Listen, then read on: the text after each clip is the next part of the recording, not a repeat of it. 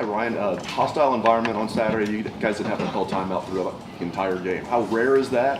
What does that say about your offense, Julian's command of it, and just the offense that you're putting together? Well, we spent a long time during those 2 weeks, cranking up the music and give our facilities people a lot of credit. We had monster speakers out there and made it really loud and hard to communicate. And it was a little frustrating at times with the scout team, but it was worth it because in the preparation we were able to handle, the chaos of it.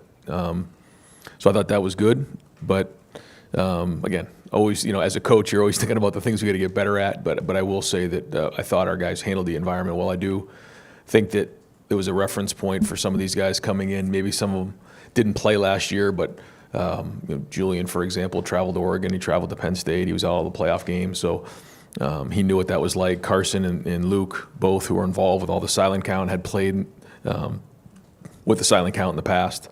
And that's a big piece of it. When your quarterback has poise, and then your center and guard who's turning back and part of the operation has poise and composure, it kind of calms everybody down back there. That being said, we had the one false start, but that actually, Julian started a cadence, so we got a little screwed up there. But it's the other penalties in the red zone that got us off track, and those are things that can't happen. Especially when we're in a game where, we only have 6 possessions. We've got to be efficient, and that's an area we're going to focus on this week. Front row, Adam Jardy. Ryan, Rutgers found success on the ground against Minnesota in a way that the first 3 opponents hadn't. What's the challenge trying to control the line of scrimmage against their defensive front? Well, they historically have played very, very physical against the run and continue to do that. I thought Rutgers had a really good game plan going in. But they're well coached and play really, really hard and have good players. I respect PJ Fleck as much as anybody in the country and their coaching staff and how hard they play. And so it'll be a challenge. You don't play Minnesota and think you're just going to run the ball without a lot of hard work. And so we're working hard this week to put a good game plan together, and then we need to put that to work here. On a Tuesday practice and a Wednesday practice and a Thursday practice to get ourselves prepared to go play. And that's the routine that we're looking to master right now.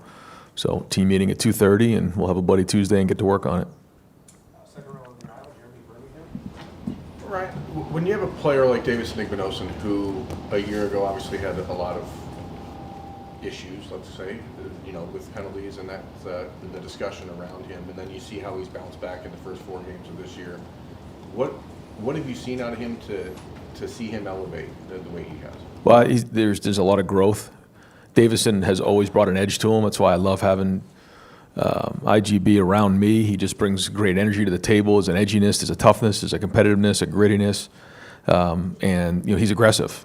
Did he cross the line last year? I mean, you guys can be the judge of that. But we love the competitiveness. He had to learn technically, what he needed to do to improve that so that we didn't hurt the team. But his edge and, that rubs off on a lot of guys. I mean, this is a team sport, and I say that all the time. Your body language, affects other people on the team. And the minute he walked on our campus, he's had an effect. And I think because of that, doesn't matter who we're playing, he's going to bring it every day. And that's in practice, and that's on the field. So, what you do in practice, you're going to do in a game. And I think he's practicing at a high level. We found different ways to try to help with the grabbing and those types of things, the top of routes. And so how you practice is how you play, and he's a great example of that. Coach, you talk a little bit about how the team in general, though, what do you know about your club now 4 games in, especially going into that type of situation, the way they handle it? Well, one of the things this summer we talked about, we got to grow up in a big way, but you're seeing maturity. I mean, there's no way to shake it other than that. You're seeing guys handle themselves well, like pros. They're executing on the field well. They're building confidence.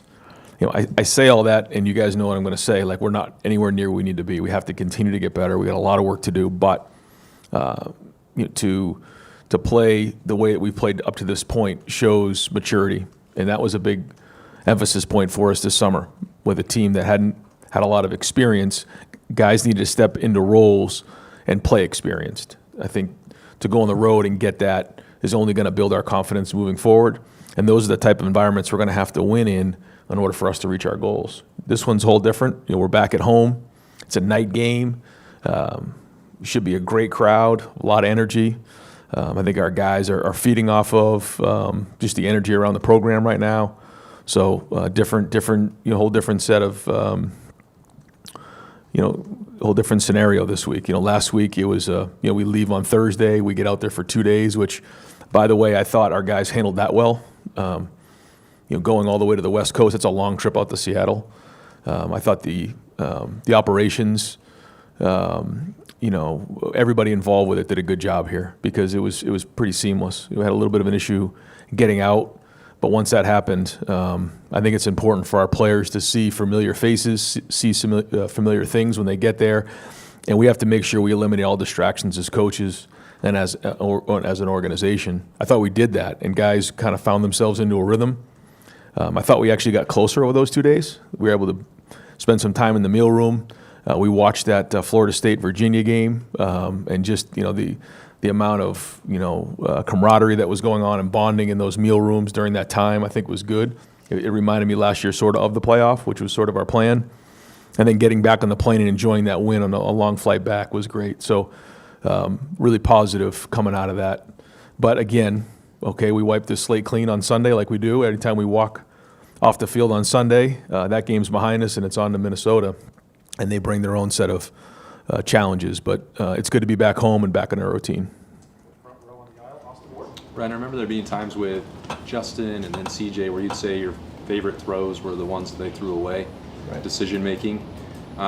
Julian seemed to do that maybe more on Saturday than he had in the first few games. What was your evaluation of the decision making process and then signs of growth there, I guess, maybe? Yeah, I thought there was definitely some of those. And there was one in particular on the naked that we got to find a way to throw that one away. We can't take negative plays in a red zone. That's for everybody. But I think you saw one. We tried to move to Jeremiah, came back. It wasn't there. We decided to go max protection with no check down. He had to throw that ball away. I mean, that's a really good decision. We can live with 2nd and 10. We can't be 2nd and 17. I like the way he extended plays. Even on extension where you're running and you're getting 3 yards, 2nd and 7 is better than 2nd and 10 or a sack. And then I thought a big play for him was the 3rd and 17. We got 2-man. He escapes the pocket. Typically nobody has the quarterback unless it's a 3-man rush against 2-man. He's added to the field goal. I think he scrambled for like 12 yards, and then shortened that field goal, which adds the percentage of make there. So that's all like really great teaching moments for somebody who has only had 4 starts, and in a game like that, these games are more like the NFL now, and. When we're in a game like that where, both teams are huddling and the possessions are at a premium, these decisions are critical. So great learning experiences for him, understanding how that works, and for our team in general. Ryan, you guys do a lot formationally, and you've talked before about how football can be cyclical, and you see like some teams going back to 12 personnel and things like that. Do you think there is room for, have you ever considered or would you consider recruiting, rostering a fullback, and maybe even using like a scholarship or rev share spot on a traditional blocking back?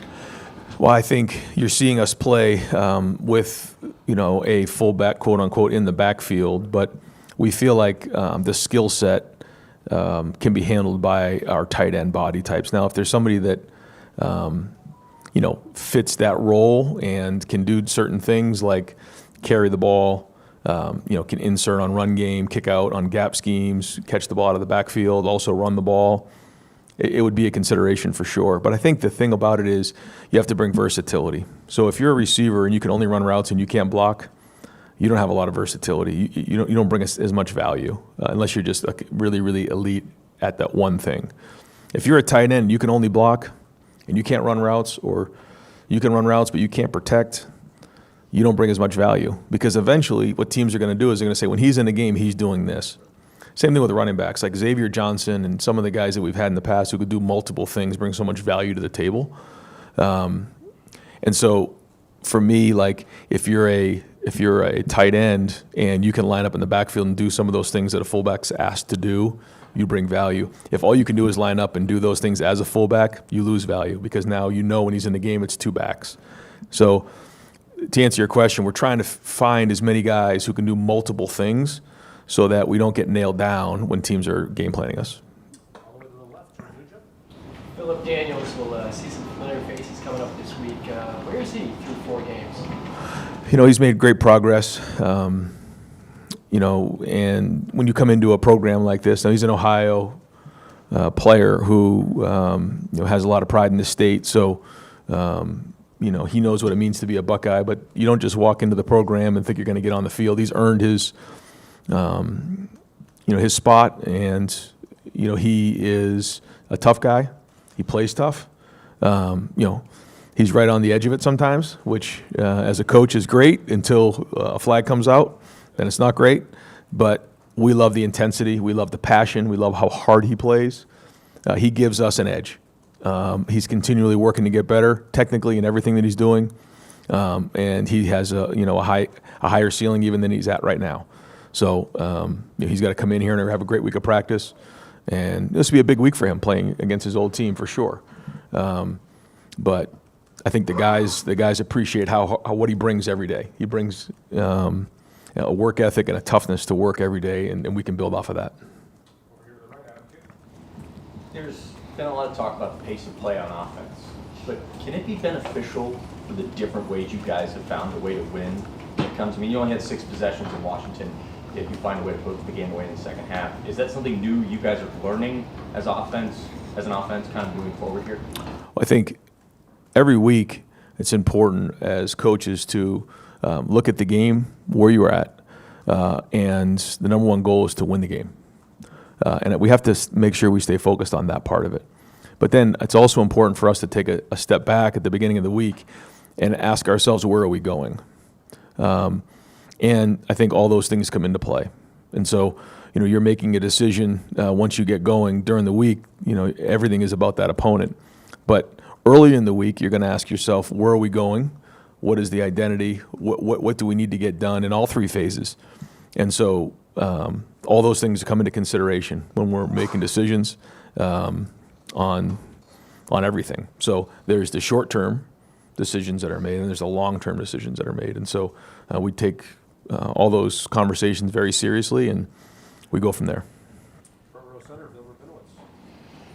I asked you about this back earlier this year. The 2022 recruiting class, you're down to 7 from that class, and then only a couple of them that really contributed a ton before this year.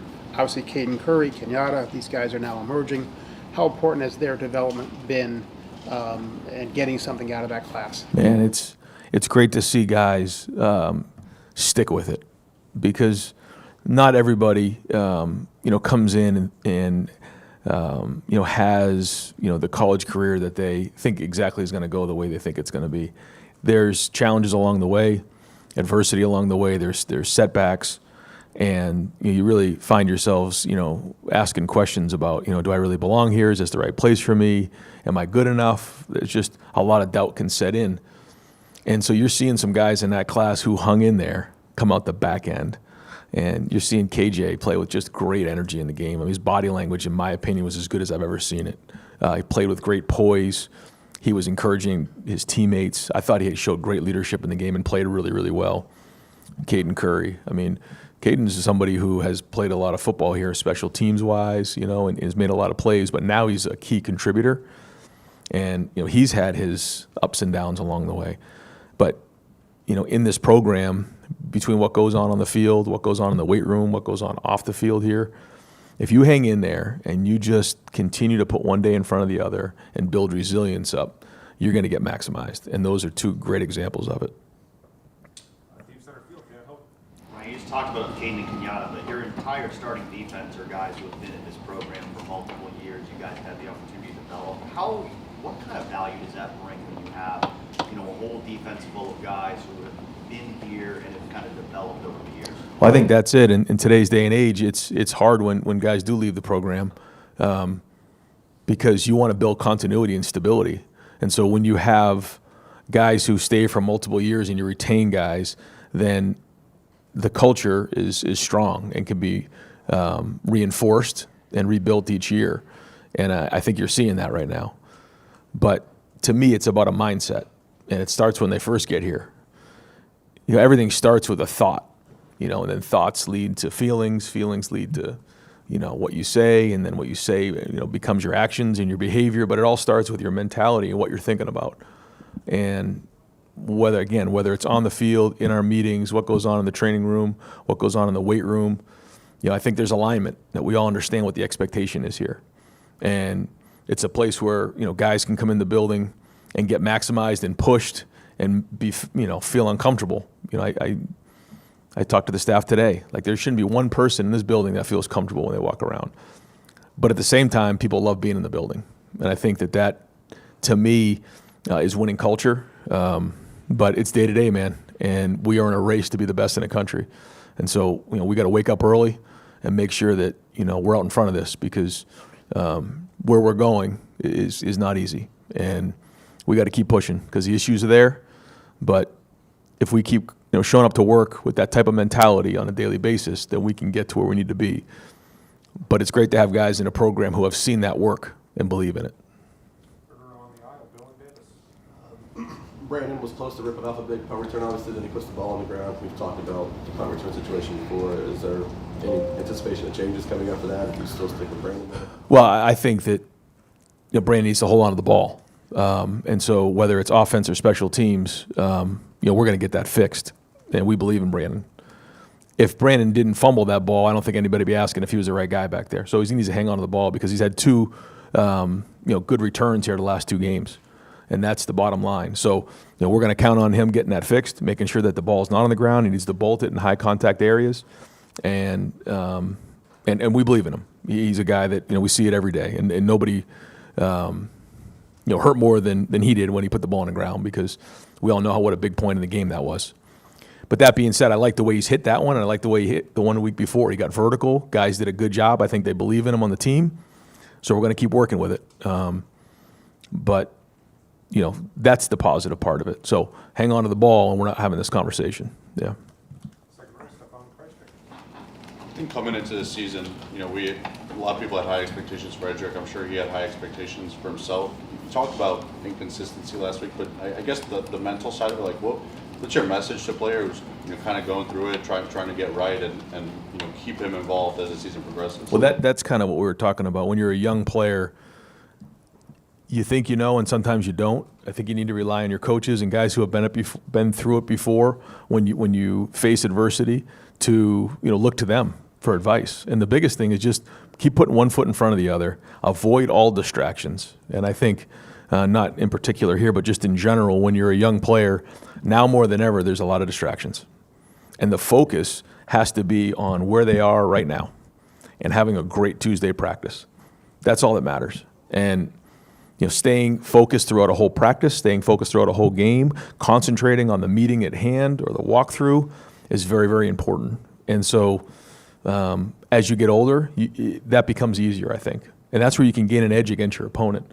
So that's just one example. There's a lot of things when you're a young player that you have to continue to work through.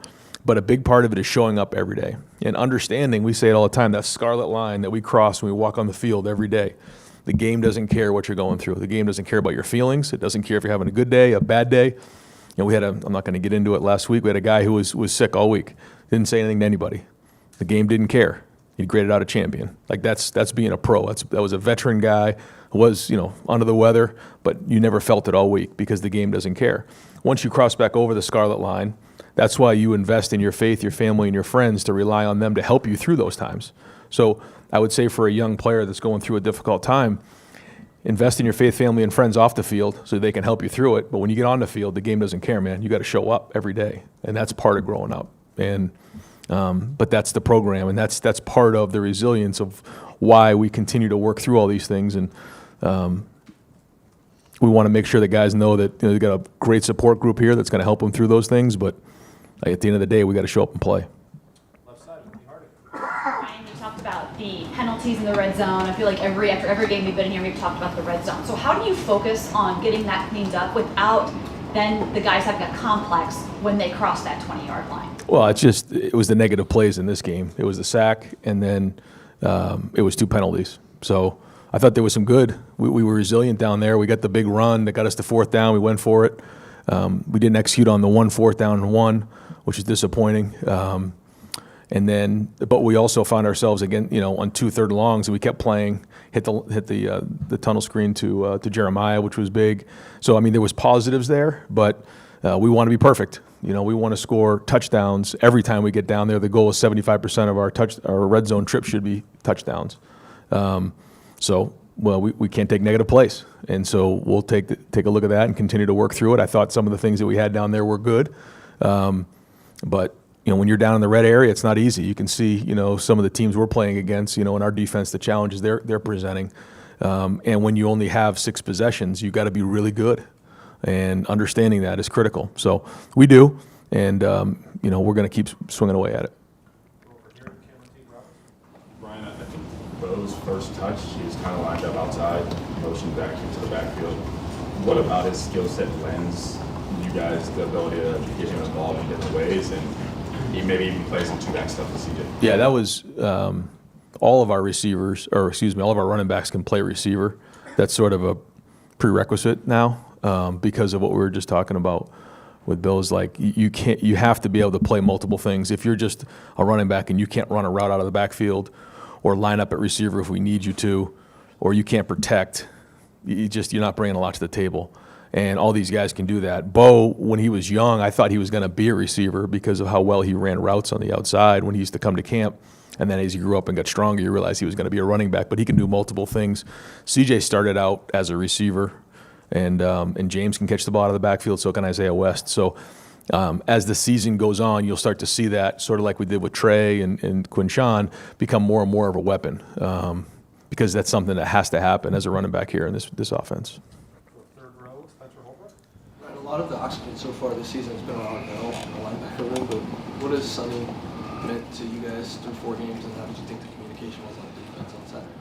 Yeah, Sonny is a grown man. The way he handles his business, the way he plays, the way he leads, the way he communicates, it's like having a coach out there. And I think he's had a big part of the maturity of our defense every day. They watch the way he works. If he doesn't like something, he calls it out. And he's a big part of the reason why our defense has had success so far to this point. Not only his play and his versatility, you guys know he started out as a safety, came down, played linebacker. He can do things off the edge. So he has a lot of versatility as a player, but he's very, very intelligent, and he communicates well. So all of those things have had a major impact on our defense and allow us to do different things. And that's important. You're seeing the different looks that our defensive staff is putting out there in terms of a game plan. That's all good until you put somebody out there that can't execute it. And that takes a lot of work, takes a lot of meetings, takes a lot of walkthroughs. And because, Sonny's in the middle of it all, it's working. Brian, just like point of information, would you mind running through how you guys coach up the different special teams units this year with the staff? Yep, so everybody's involved. What we do is we meet here on Tuesday morning at 7 a.m. with everybody involved with special teams. Offense and defensive line, quarterbacks aren't involved, coordinators aren't involved, but everybody else is. So we got an army of people in here working on special teams. Rob Keys heads it up. He does punt return. He's sort of the point man there, and then each position is coached up by somebody individually. Then on punt, Matt Guerreri heads that up, again, with a lot of help from different folks. I'm involved with it all.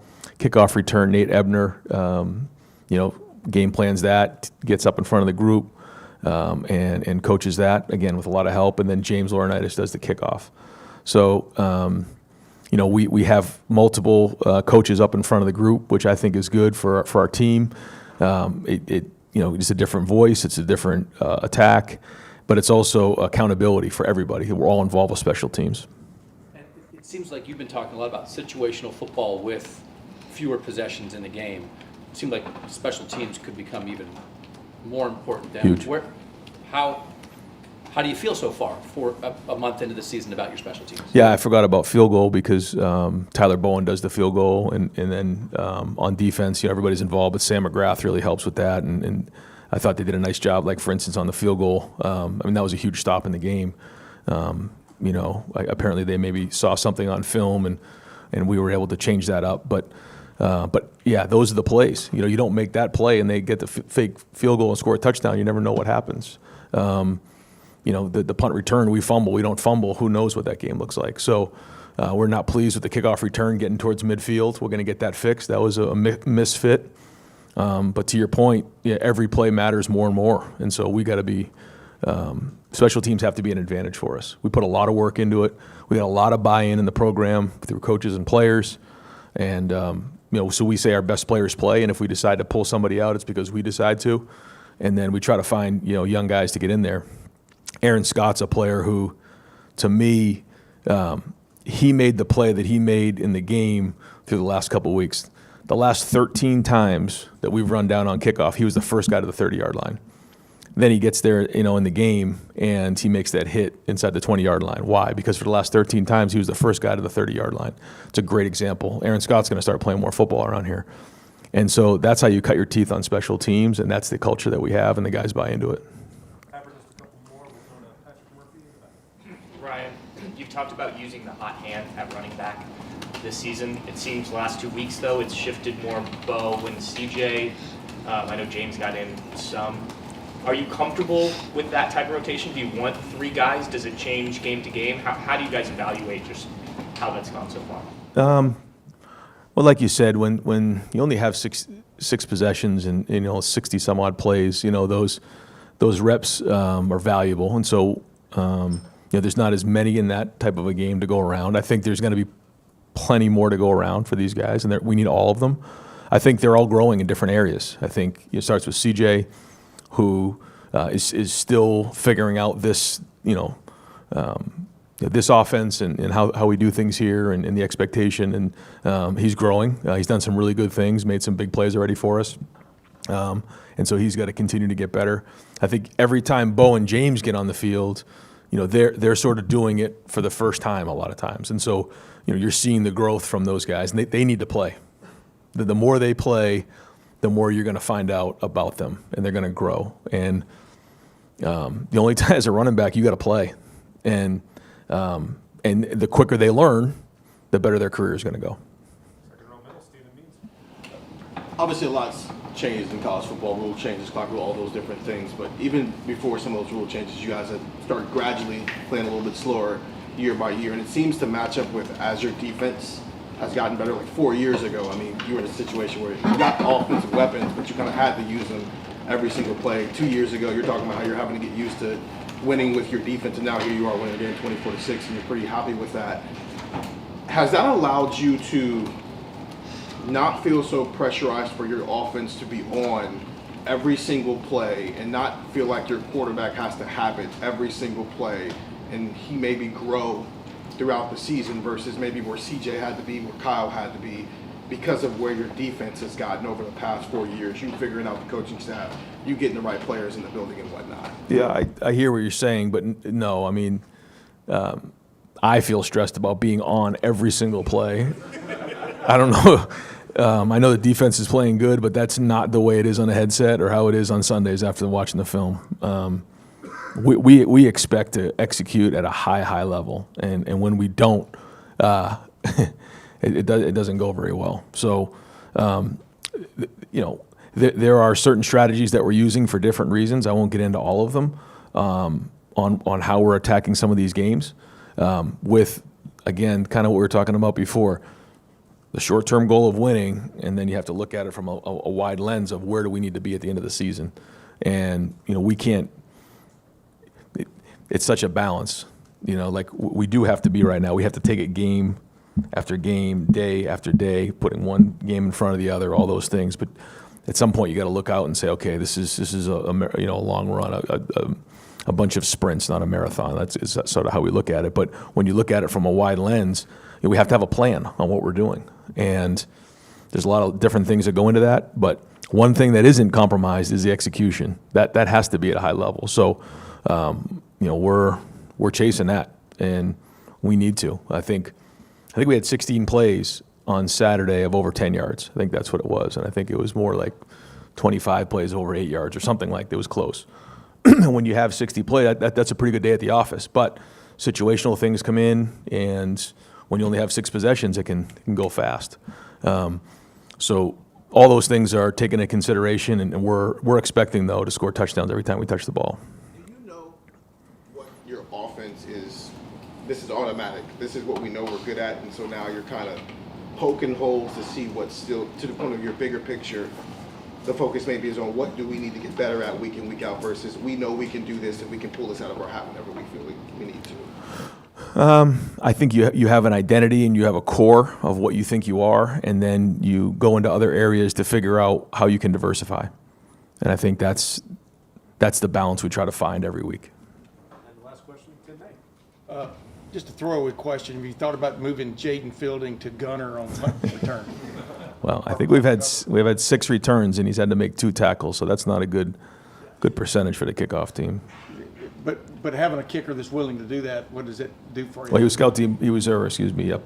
special teams player of the week because of it. He and Aaron Scott were co-special teams players of the week, and he made his field goals here, but then he stuck his nose in there and got him on the ground. When if he didn't do that, Paul would have been past midfield at the very least. So that's why the kickers are involved in everything, mat drills and everything we do in the weight room. And he got run over slow, but he got him down, so that was good. Real quick, Arvell Reese, how would you describe where he's come to at this point, in his career and stuff? And is it a combination of Matt Patricia and James Laurinaitis finding exactly what he can do best and sicking him on people? How would you describe the rise of Arvell Reese? Well, I thought the play that he made early in the game on the spy when Williams escaped to his left out in space, this is a guy, I kind of used a rabbit as an example, trying to chase a rabbit. I mean, he was so quick. And just the way that he was able to twitch, change direction, get him on the ground, it caught me in game. He's got great twitch. He's got great power. And every day he's getting better as a football player. I use the example of when he was at linebacker. When he got here, he went in and played defensive line for a month or 2 months during when he was on the scout team as a freshman. It's a great example of a player who used that opportunity to get better, because now, like you said, coaches can put him up in the line of scrimmage. He can rush the passer because of what he learned in that moment, where some guys would say, oh, I'm just down on the scout team and now I'm playing defensive end. No, that's an opportunity to learn from. And now he has that versatility, just like on offense, to be able to play it at 2 different levels. And Sonny's an example of someone that's played that can play at 3 different levels. And those are all really valuable, just like on offense. But